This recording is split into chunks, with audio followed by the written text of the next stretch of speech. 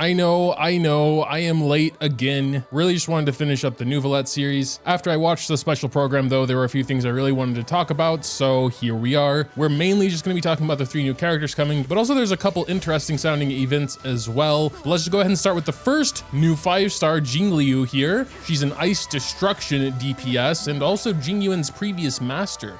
Very interesting. She, like Topaz, we're gonna be talking about a little bit later, is a little complicated. Basically, she has 2 different states of being, a sort of normal state and an enhanced state. When she uses her skills, she'll gain some special stacks called syzygy. And when she has what it looks like 2 stacks, she'll enter a new state. In this new state, she can't use her basic attack, but also her skill will not consume skill points. Instead, it'll consume these stacks of syzygy. So if I'm understanding everything correctly, she can use 2 skills in this state before she reverts back to her normal state. The enhanced skills are pretty interesting. She will take HP from allies. So pretty much the direct opposite to Fushuin, but this does open up some other possibilities as well. I mean, not only does her attack get increased in exchange for the HP of allies, but there is a pretty interesting relic set called Longevous Disciple. I primarily only use this relic set on Blade, but with the 4-piece set, you can get a pretty substantial crit rate increase, up to 16% crit rate, and you get those stacks if you're either hit or have your HP consumed, either by an ally or themselves. So I mainly just use that set on Blade, but with her, taking HP from all allies,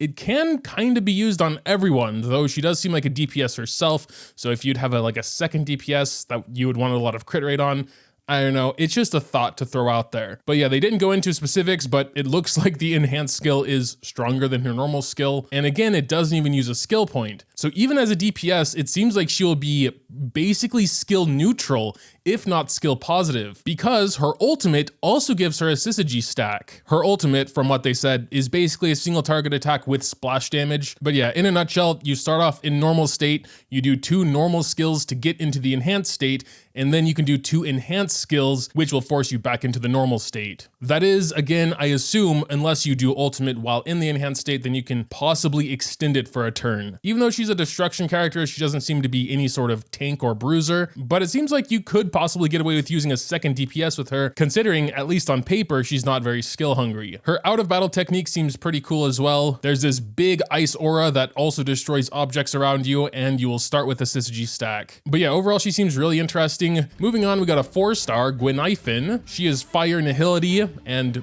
I guess some sort of streamer. I'll be honest, right off the bat, I don't care about her too much because I don't care about dot teams very much, but basically her skill is a single target attack with splash damage and it can burn opponents, so maybe something for a Kafka team. Her basic attack is a single target which can also burn. She does have a pretty interesting talent though. When she burns an enemy, there is a chance that she'll apply Fire Kiss to them, which is an unremovable debuff that increases the damage enemies take. And then her ultimate is AoE damage, with burned enemies taking extra damage from it. And that is Guinaifen in a nutshell, a nihility character, dots.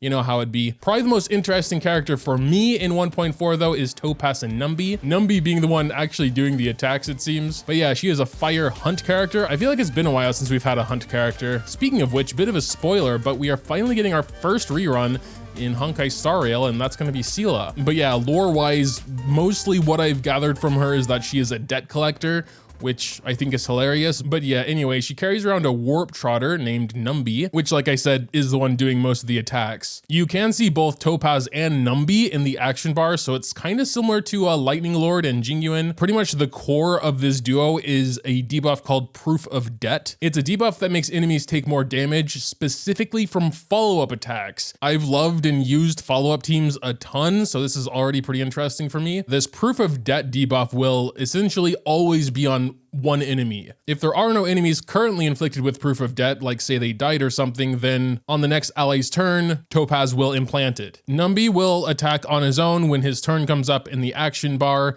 and he will attack whoever is inflicted with Proof of Debt. And anytime an ally's follow-up attack hits someone with proof of debt, Numby's action is advanced forward. With Topaz's skill, she can change who has proof of debt, and Numby will immediately attack them. This attack will be considered a follow-up attack, so taking advantage of the extra damage they receive from follow-up attacks as well. And with Topaz's ultimate, this is essentially a Numby upgrade. He'll do more damage and crit damage, and his action advances anytime an enemy with proof of debt is hit. So that's their skill set, but I think what is the most interesting thing about Topaz and Numby are their technique. Firstly, this technique does not use a technique point. That's already pretty crazy. But when you use it, Numby will run around and show you unopened treasure boxes and trotters. Trotters will also not run away from you. If you use it to enter battle, it'll regenerate energy for Topaz on the first attack. You will also get extra free credits. So like the money system, you know? This does have a daily limit, but that's kind of just crazy to me. It doesn't look like it's a ton or game-breaking amount of credits or anything, but it's still free credits, so it's pretty cool. And then in Sim Universe, it gets even more wild. When using it to enter battle, at the end of battle, you get extra cosmic fragments and a chance for a random curio. So absolutely packed technique, especially considering you don't need to use a technique point for it. But yeah, besides the new characters, we also have a new stagnant shadow. These will be the materials that Topaz and Guinaifen needs. The banner section was pretty confusing how they presented it, but how I understand it, in the first phase, we're just gonna have Jingliu and Jingliu alone. And in the second phase, we're gonna have Topaz, Guinaifen, and a Sela rerun. So if I didn't misunderstand there, it's pretty confusing why they would do it like that. Maybe Jingliu is just more hype and they don't want to give players an option to either go for a Sela rerun or whatever, but also the new 4-star will only be on Topaz's banner. Besides that, we got new events, the main one seeming to be called Ethereum Wars, or Ethereum Wars, I'm not sure, but essentially you go around collecting ether spirits, which look like regular enemies. And then what's kind of interesting is that you use the spirits to fight.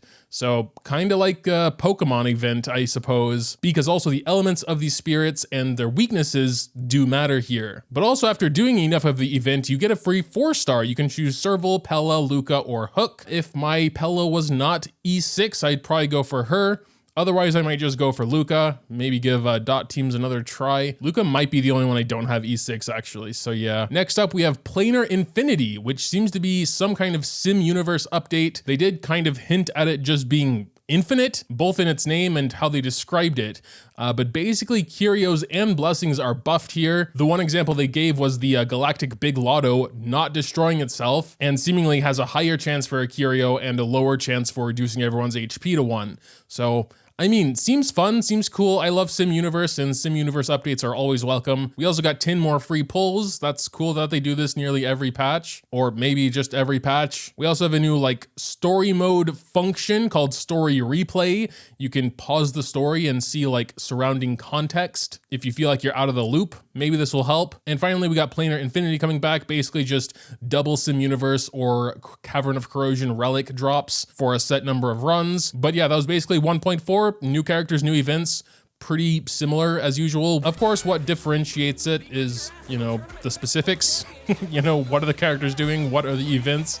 And I think this was a really interesting one.